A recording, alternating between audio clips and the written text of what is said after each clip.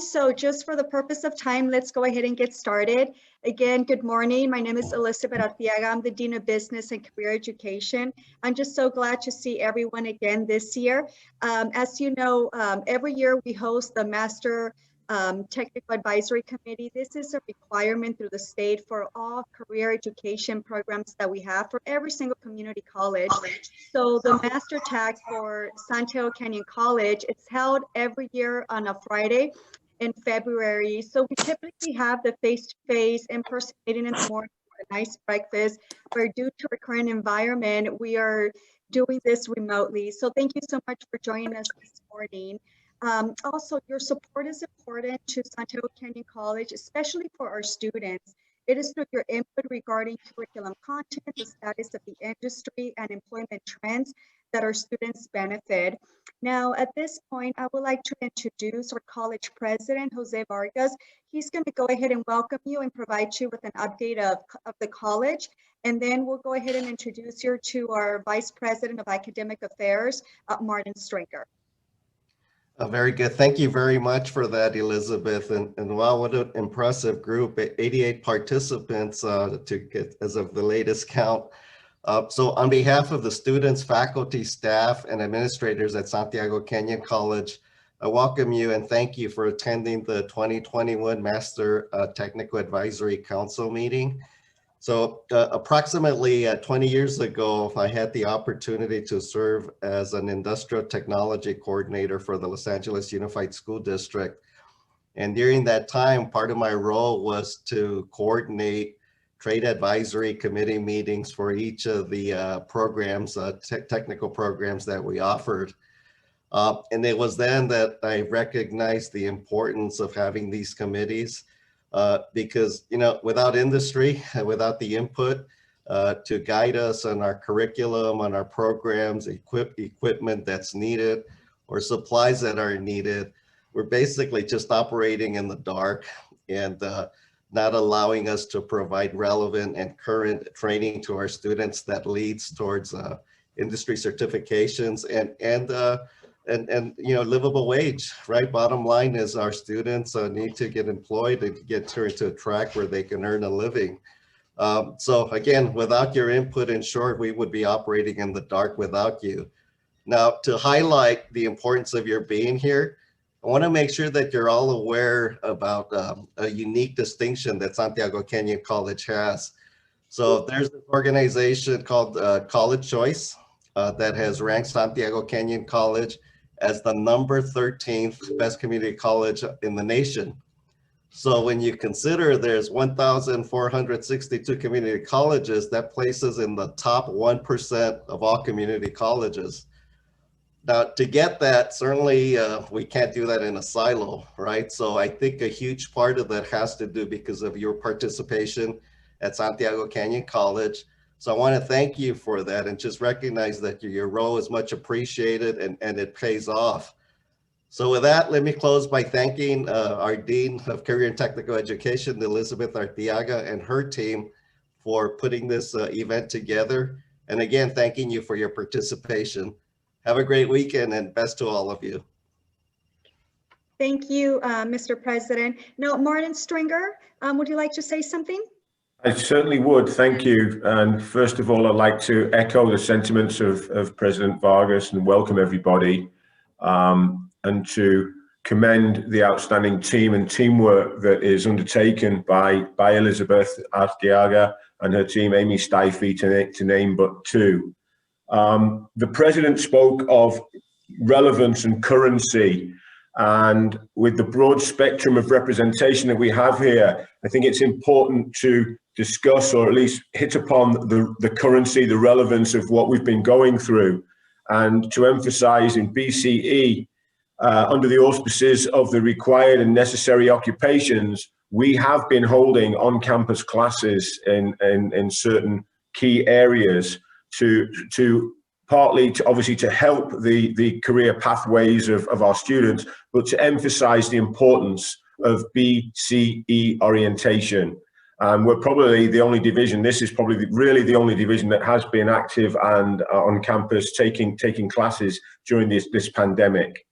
But I'd like to to acknowledge the spectrum of trades and orientation, academic orientations, teaching orientations and pathways that are with us today, which speaks to the broad spectrum of attendees, and it speaks, as the President said, to the requirements and necessity of BCE, business and career education. So my sentiments echo the President's. I'd like to welcome you. I'd like to wish you a great day, and I'm sure it's going to be of great value to you. So thank you, and thanks for being with SCC. Thank you. I would also like to highlight our partnership that we have with VitalLink.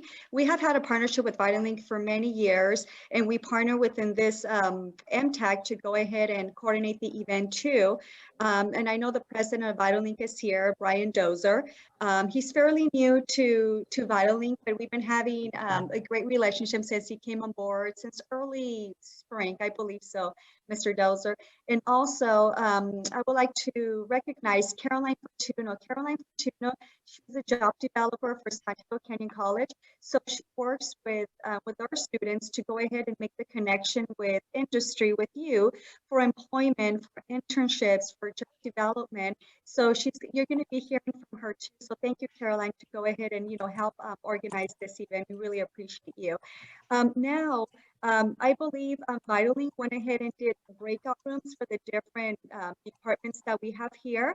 And just, so you could all know, you guys come from different industries, but so we could know who's in the meeting. We have individuals that are going to be joining the breakout session for American Sign Language, Code Enforcement, the Cosmetology Esthetician Program, Gemology, Public Administration, Public Works, Survey Mapping, Water Utility Science, and the Education Pathways, just to name a few.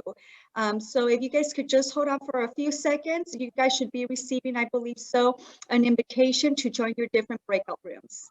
Since we have a few minutes, I would just like to echo a few things what our Vice President, Martin Stringer, mentioned before, because we have different industry sectors within our division, Business and Career Education. We were very lucky to be able to host a few face-to-face classes on campus since last fall. And the reason is because we were on the list we were only able to offer the classes that were on the list of the governor's approved industry, such as the water industry, public works, and survey mapping.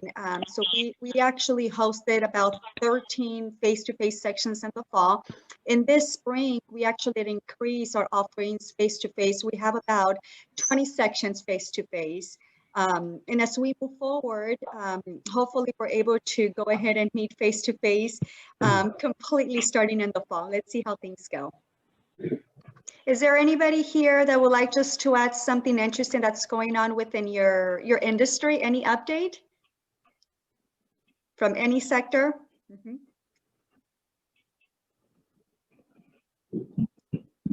Hi, Elizabeth, if I may. Absolutely, yes, sir.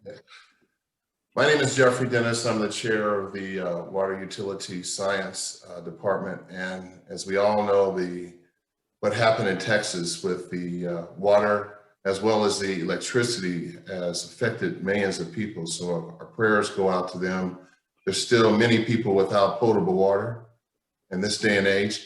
And it says a lot to how infrastructure should be built, or there's always a chance for failure, but it's just something that we teach in our water utility science, to be aware of the importance of water quality. And I think that's first and foremost. We hear a lot of that. And coupled with the coronavirus, I just wish everybody well and to be safe. Thank you, Professor Dennis.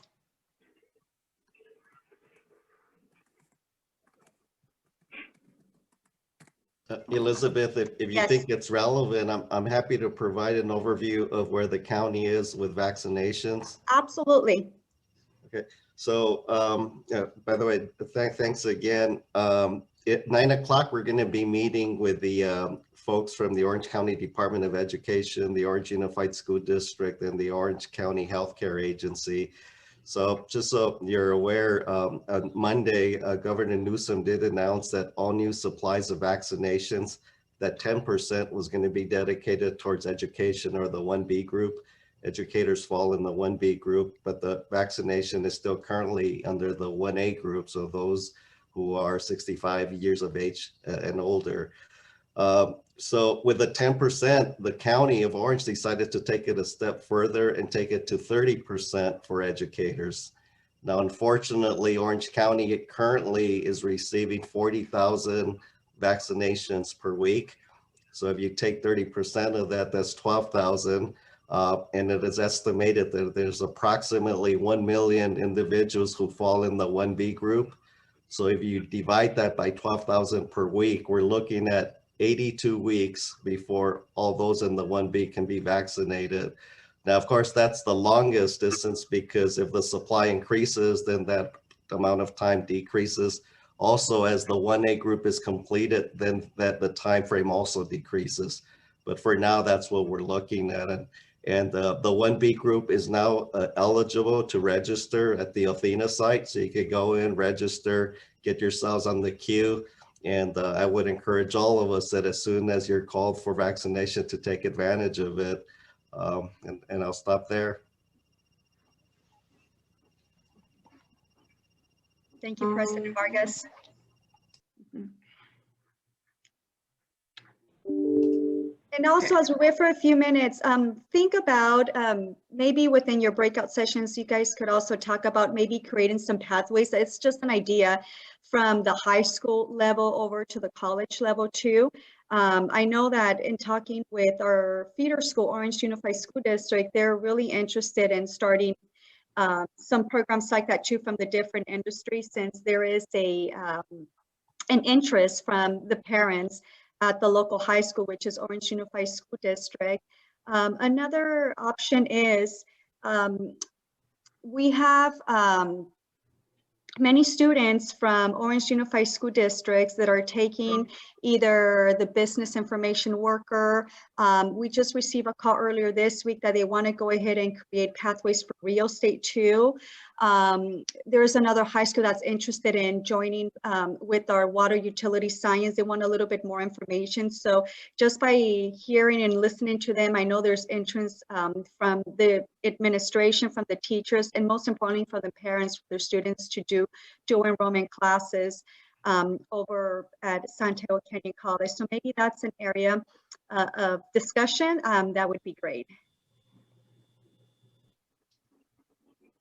Elizabeth, this is Janice Perry. May I chime in? Absolutely. I'm so happy to hear about the interest in the high school to college pathways in Orange Unified. And I just wanted to let everyone know that Santiago Canyon has a significant historical pathway in the education and child development pathway from the high school to the college, as far as any students who want to work in preschool up through being a K-12 teacher. So I'm always happy to any of the disciplines or the companies that would like to help build pathways in the high school to share our model and how we did it. So, and it stays highly effective today, and we bring a lot of students to the college who already have some high school college credits done while they're in high school and join our pathway for our degree and certificate program. Thank you. Thank you. And I think also the reason why there's, some entrance from Orange Unified School District, we have the career coaches house at Orange Unified School District, and the career coaches are, I actually see a few of them here.